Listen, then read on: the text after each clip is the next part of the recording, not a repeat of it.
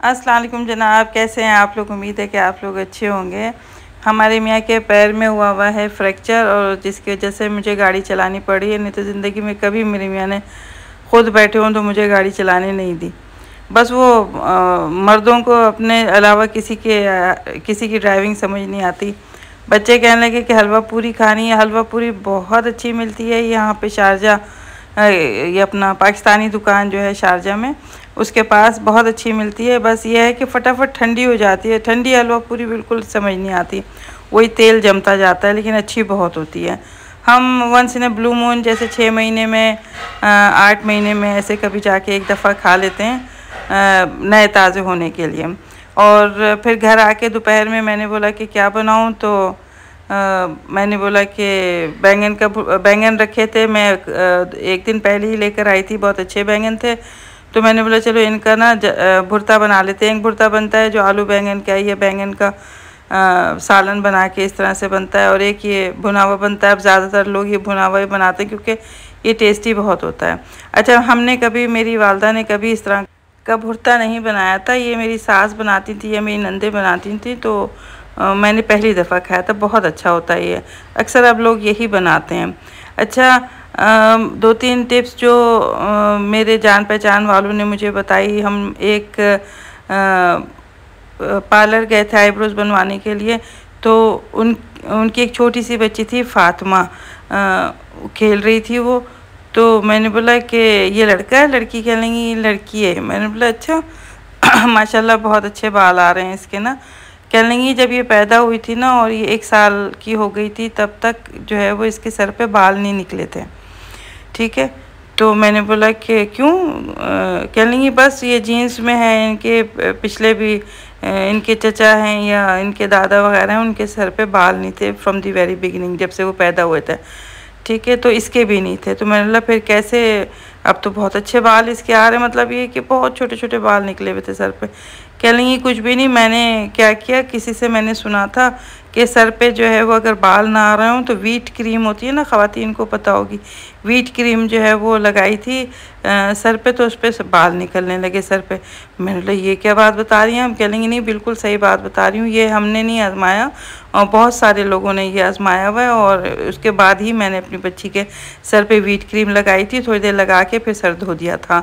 तो उसके बाद इसके इतने अच्छे और काले बाल आना शुरू हो गए कि बस मैंने बोला ये तो बहुत अच्छी ट्रिक है। अच्छा, आप लोग ये मेरी बात सुन के जो है वो व्हीट क्रीम ना लगाना शुरू हो जाइएगा।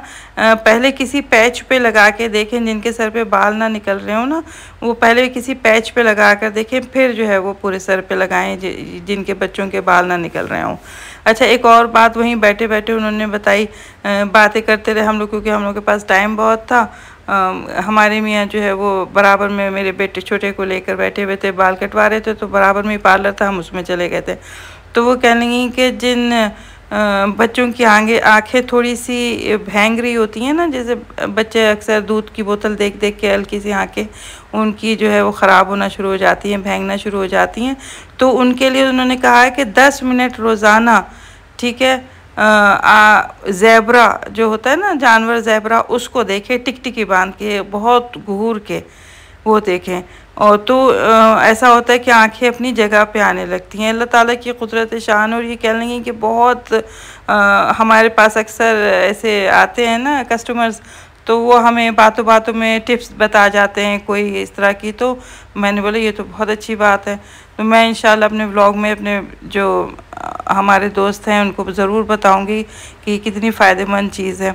अच्छा जी, इसके बाद जो है हम लोग शाम में ऐसे घूमने निकले, तो बच्ची को हमारी कहने लगी कि मुझे चॉकलेट्स दिला दें। मैंने बोला चलो ले लो।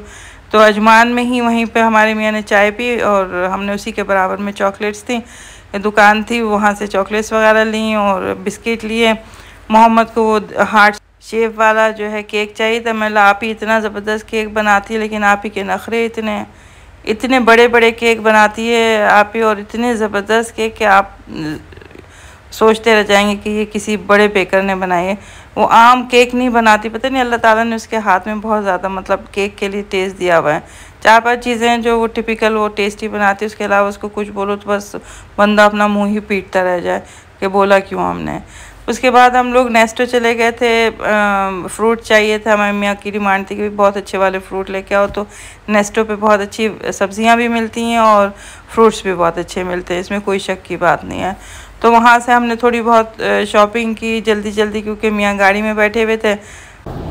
हम लोग यहाँ पे मसालों की लाइन में गए तो एक ख़ातून जो है वो सूखे आंवले पूछ रही थी, जो उस लाइन में खड़ा हुआ आदमी होता है ना, सेल्समैन जो होते हैं, तो आंवले पूछ रही थी कि यहाँ पे जो है सूखे आंवले कहाँ रखे हुए हैं। तो उन्होंने कहा कि ये रखे हुए हैं, आप ले लें। तो मैं वहीं खड़ी खड़ी मैंने उनसे पूछा कि ये आप आंवले किस लिए ले रही हैं।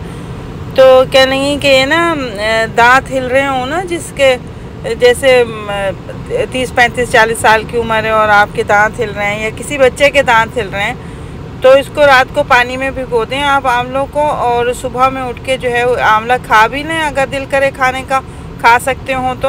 और आंवले के पानी से 5 मिनट कुल्ली करें, जैसे आंवले का पानी मुंह में रखा और 5 मिनट जो है मुंह में पानी घुमाते रहे उस आंवले का, और फिर 5 मिनट बाद उसकी कुल्ली कर दी।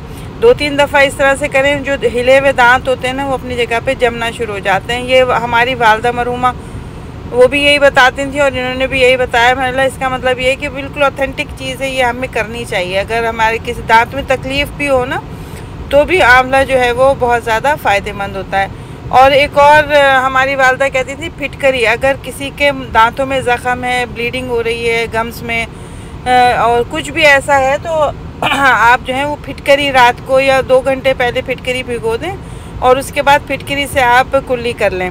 फिटकरी दांतों को जमा भी देती है वापस, और फिटकरी से जो भी इन्फेक्शन होता है ना दांतों का वो ख़त्म हो जाता है। ये मैंने तो ख़ुद 50 दफ़ा देखा भी हो। हम लोगों को अगर कभी ऐसी कोई दांतों की प्रॉब्लम हो जाती है तो हम करते भी हैं। तो ये बहुत ज़्यादा छोटी छोटी टिप्स है ना, ये बड़े बड़े हम लोगों के जो हॉस्पिटल्स के बिल है ना, ये हमारे अल्लाह का शुक्र है कि ये बच जाते हैं। तो ये फ़ायदेमंद चीज़ें होती हैं अगर हम लोगों को याद रहें। तो बाज़ औक़ात तो ऐसा होता है कि दिमाग में कोई चीज़ रहती ही नहीं है, बस जैसे ही अल्लाह ना करे कोई बात होती है, हम लोग फटाफट जो है वो क्लिनिक या हॉस्पिटल की तरफ भागते हैं। हालांकि इन छोटी छोटी चीज़ों से हम बच सकते हैं। अगर आप लोगों को हमारा व्लॉग पसंद आया हो तो प्लीज़ इसको लाइक कीजिए, शेयर कीजिए, सब्सक्राइब कीजिए, और अपना ढेर सारा ख्याल रखें, अपने माँ बाप का ढेर सारा ख्याल रखें, क्योंकि माँ बाप बहुत कीमती होते हैं, उनका नेमुल बदल कोई नहीं होता। अल्लाह आपको खुश रखे, सलामत रखे। अल्लाह हाफ़िज़।